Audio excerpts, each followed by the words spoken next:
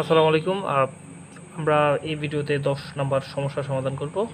এর আগে একটা ব্যাপার লক্ষ্য করি, আমরা এর আগের যেই 9 নম্বর ভিডিওটা করেছিলাম, এই ভিডিওর ঠিক আগের ভিডিওটা 9 নম্বর ভিডিওটা, ওইটাতে প্রবলেম 9, ওইটাতে একটা জিনিস দেখানো বাকি ছিল। ওটা হচ্ছে যে শেষ মুহূর্তে আমরা এই অংশটা দেখা দিতে হবে যে এখান থেকে এটুকু পর্যন্ত দূরত্ব হচ্ছে 20 মিলিমিটার, আর এখান থেকে এটুকু পর্যন্ত দূরত্ব হচ্ছে 10 মিলিমিটার। আশা করি বুঝতে পেরেছ। তো আমরা এখন 10 নম্বর সমস্যার সমাধান করব। তো এখানে আমাদের প্রশ্ন দেওয়া আছে যে 10 সেন্টিমিটার সরলরেখা ঊর্ধ্বতলের সাথে 30 ডিগ্রি এবং ভূতলের সাথে 40 ডিগ্রি কোণে হেলে আছে। রেখাটির অভিক্ষেপ আঁকো বা রেখাটির প্ল্যান এলিভেশন আঁকো, যে কোনো একটা বলতে পারে, সমস্যা নেই। তো আমাদের প্রথম কাজ হচ্ছে যে প্রশ্ন থেকে ডাটাগুলো কালেক্ট করা। এটা কেন বলেছিলাম, এটা হচ্ছে আমরা আমাদের আঁকার সুবিধার্থে কোথাও একটা রাফ করে ফেলবো আর কি। তো প্রশ্ন থেকে আমরা নেই শেপ, আকৃতি কীরকম, লাইনের লেন্থ হচ্ছে 10 সেন্টিমিটার, ডিস্টেন্স ফ্রম এইচপি এখানে বলা নেই, ঊর্ধ্বতলের সাথে 30 ডিগ্রি কোণে এবং ভূতলের সাথে 40 ডিগ্রি কোণে হেলে আছে, এখানে বলা নেই এর আগেরটার মতো যে এত সেন্টিমিটার সামনে বা পিছনে এরকম কিছু বলা নেই, জাস্ট কোণ দেওয়া আছে। তাহলে distance from HP 0, distance from VP এটাও 0, এটাতেও সামনে বা পিছনে কোনো কিছুর দেওয়া নেই, জাস্ট কোণগুলো দেওয়া আছে। তো এই দুইটা 0 হবে। এর আগের যে প্রশ্নটা ছিল ওখানে দেওয়া ছিল যে অনুভূমিক তল থেকে 20 মিলিমিটার উপরে, তারপরে ঊর্ধ্বতল হতে উলম্ব তল হতে 10 মিলিমিটার সামনে, এরকম দেওয়া ছিল। কিন্তু এখানে সামনে পিছনে নিচে এরকম কোনো ডিস্টেন্স দেওয়া নেই, তার কারণে ডিস্টেন্স ফ্রম এইচপিও 0, ডিস্টেন্স ফ্রম ভিপিও 0। এবার অ্যাঙ্গেল উইথ এইচপি হচ্ছে 40 ডিগ্রি, এখানে বলা আছে যে ঊর্ধ্বতলের সাথে 30 ডিগ্রি। তাহলে অ্যাঙ্গেল উইথ ভিপি মানে ঊর্ধ্বতল, ভিপি মানে ভার্টিক্যাল প্লেন, ঊর্ধ্বতলের সাথে 30, তারপরে ভূতলের সাথে 40 ডিগ্রি, ভূতল বলতে অনুভূমিক তল বা horizontal plane, HP angle with HP 40 degree. তো আমরা এই অনুসারে বাকি কাজটা করব।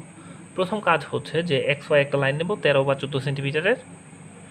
এরপর এই মাথা থেকে, এই যে মাথাটা আছে, এই মাথা থেকে 1.5 সেন্টিমিটার বা 2 সেন্টিমিটার দূরে একটা ডট নেব। এই ডটটাতে এক্স ওয়াই সাপেক্ষে একটা পারপেন্ডিকুলার বা একটা লম্ব আঁকবো ছোটো করে। এবার কাজ হচ্ছে আমরা এখানে দেখব ডিস্টেন্স ফ্রম এইচপি 0 মানে এখানে আর কিছু করতে হবে না, এক্স ওয়াই লাইনেই, মানে এর আগের চিত্রটাতে কি ছিল, ডিস্টেন্স ফ্রম এইচপিটা ছিল এরকম যে ডিস্টেন্স ফ্রম এইচপি 20 ছিল, যার কারণে এক্স ওয়াই লাইন থেকে 20 মিলিমিটার উপরে একটা রেখা আঁকতে হয়েছে। এটাতে কি হলো, এটাতে হচ্ছে যে ডিস্টেন্স ফ্রম এইচপি 0 কারণে এটার উপরে রেখা আঁকতে হবে না, এইটা এখানেই থাকবে, মানে এক্স ওয়াই যে লাইনটা এটাতেই চিত্রটা হবে, এইটার এক্স ওয়াইয়ের উপরে কোনো রেখা আঁকতে হবে না। সেকেন্ডটা হচ্ছে ডিস্টেন্স ফ্রম ভিপি, এটা 0। এর আগেরটাতে ছিল কি, ডিস্টেন্স ফ্রম ভিপি 10 মিলিমিটার, যার কারণে এক্স ওয়াই থেকে 10 মিলিমিটার নিচে একটা রেখা আঁকতে হয়েছে। এটাতে ডিস্টেন্স ফ্রম ভিপি 0, যার কারণে এখানে কোনো রেখা আঁকা লাগবে না, মানে এক্স ওয়াই লাইনটাই আমাদের হবে। এবার কাজ হচ্ছে যে অ্যাঙ্গেল উইথ এইচপি 40 ডিগ্রি। আমরা বলেছিলাম যে এইচপির সাথে যে ভ্যালুটা থাকবে ওইটা বসবে হচ্ছে ভিপিতে, আর ভিপির সাথে যে ভ্যালু থাকবে ওটা বসবে এইচপিতে। ভিপি কোথায়, ভিপি অলওয়েজ উপরে, এইচপি নিচে, ঠিক আছে। তো প্রথমে কি আছে, ডিস্টেন্স দুইটাই 0, যার কারণে এক্স ওয়াই লাইনটি হবে, আর বাড়তি কিছু করা লাগবে না। 4 নম্বরে আছে অ্যাঙ্গেল উইথ এইচপি 40 ডিগ্রি। তো অ্যাঙ্গেল উইথ এইচপির সাথে যা আছে এটা বসবে ভিপিতে, এখানে বসিয়ে আমরা 40 ডিগ্রিটা চিহ্নিত করব। এখান থেকে 40 ডিগ্রি চিহ্নিত করলাম, এইখানে কত, 40 ডিগ্রি। 40 ডিগ্রিতে কি আছে, আমাদের 10 সেন্টিমিটার একটা রেখা আছে 40 ডিগ্রিতে,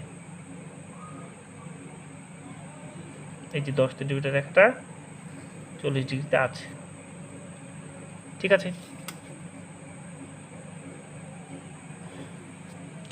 এবার অ্যাঙ্গেল উইথ বিপি মানে ভার্টিক্যাল প্লেন, উল্লম্ব তলের সাথে angle with BP 30 degree, 30 degree, যেটা বিপির সাথে আছে এটা বসবে এইচপিতে মানে নিচে, কত ডিগ্রিতে, 30 ডিগ্রিতে।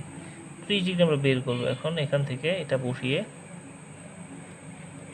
30 ডিগ্রিতে ডট দিয়ে 30 ডিগ্রিটা কতটুকু হবে, 10 সেন্টিমিটার রেখাটা 30 ডিগ্রি কোণে নিচে আঁকতে হবে।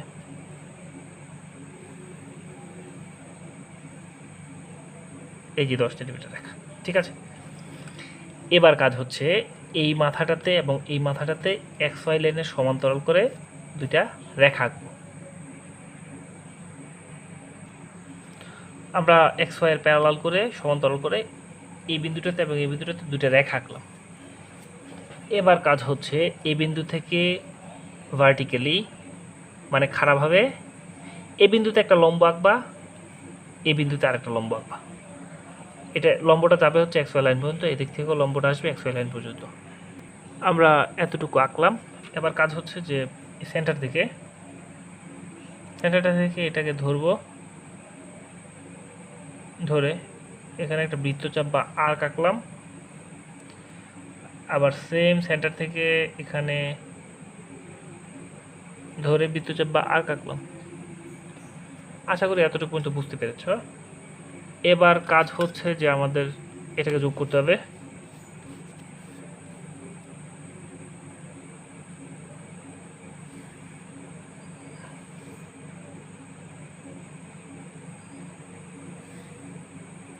করে দিলাম যোগ। এবার আমরা নাম বসাই। এটার নাম হচ্ছে যে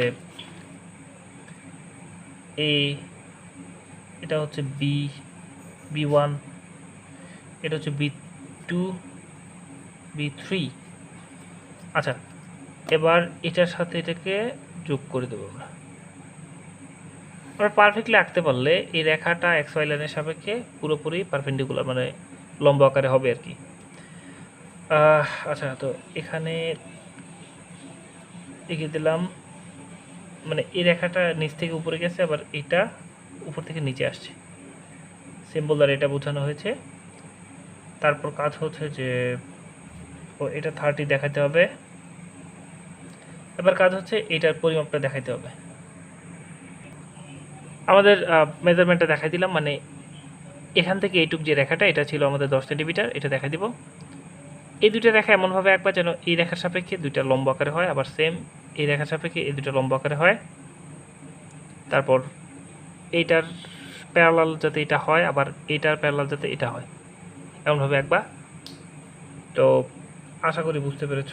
আর শেষে লিখে দিবা যে AB হলো এলিভেশন, বা AB ইজ